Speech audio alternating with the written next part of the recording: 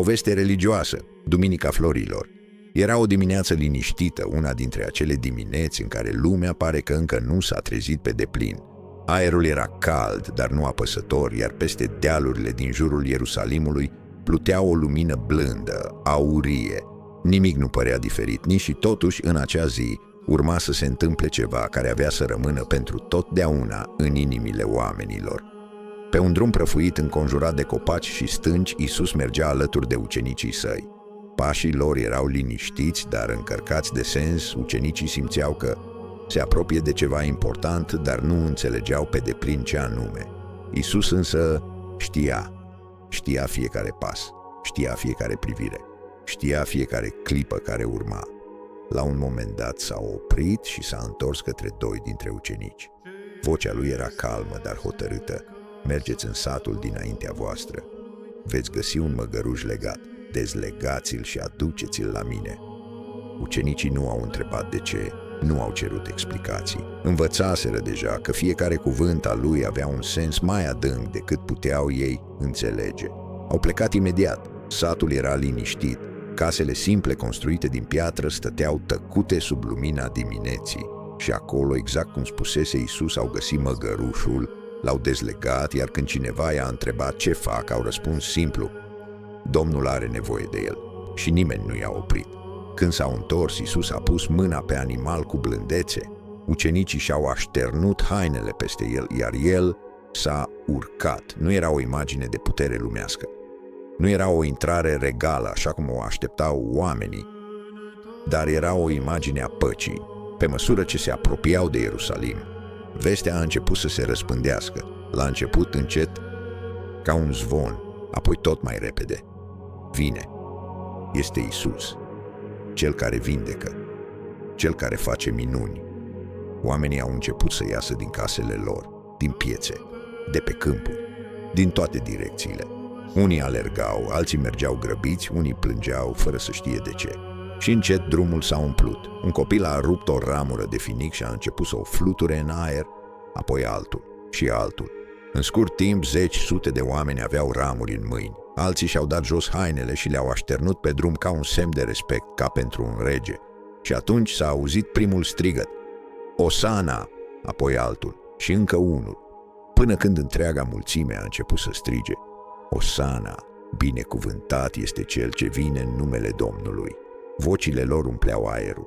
Era un sunet viu, puternic, plin de speranță. Dar dincolo de acele strigăte, fiecare om trăia propria lui poveste. Un bătrân stătea sprijinit într-un toiag. Cu ani în urmă fusese bolnav, iar nimeni nu-i mai dădea speranță. Dar într-o zi, Iisus îl vindecase. Acum lacrimile îi curgeau pe obraj.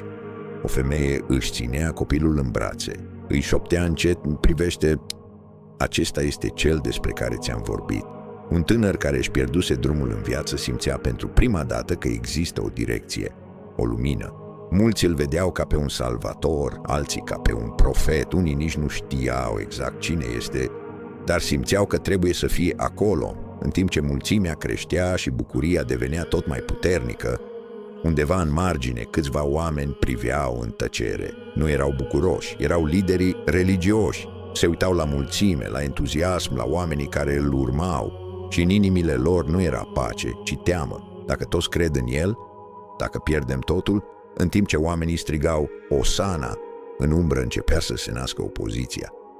Dar Iisus nu răspundea la nimic din toate acestea. El mergea înainte, calm, tăcut, hotărât. Când a ajuns în apropierea cetății, s-a oprit pentru o clipă. A privit Ierusalimul, zidurile mari, porțile, templele, oamenii. Totul era acolo și atunci, în loc de bucurie, pe chipul lui a apărut tristețea. Se spune că a plâns, nu pentru că nu era recunoscut, ci pentru că oamenii nu înțelegeau. Ei așteptau un rege care să lupte. Dar el venise să aducă pace. Ei așteptau putere. Dar el aducea iubire. Ei așteptau o victorie vizibilă. Dar el aducea o schimbare a inimii. Mulțimea continua să strige, să se bucure, să creadă că acesta este începutul unei noi ere. Dar nimeni nu știa ce urma. Aceiași oameni care strigau Osana în câteva zile aveau să fie tăcuți. Drumul care era acum plin de ramuri și bucurie avea să devină martorul suferinței, dar în acea zi a fost lumină, a fost speranță, a fost un moment în care cerul a atins pământul și chiar dacă mulți nu au înțeles atunci, acel moment a rămas. Pentru că Duminica Florilor nu este doar despre o intrare într-un oraș, este despre intrarea lui Dumnezeu în inima omului. Este despre alegerea dintre entuziasm de moment și credința adevărată, este despre liniștea din spatele mulțimii și adevărul din spatele bucuriei. Și poate că întrebarea nu este doar ce s-a întâmplat atunci, ci ce se întâmplă astăzi. Dacă ai fi fost acolo, ai fi strigat și tu Osana sau ai fi rămas în tăcere?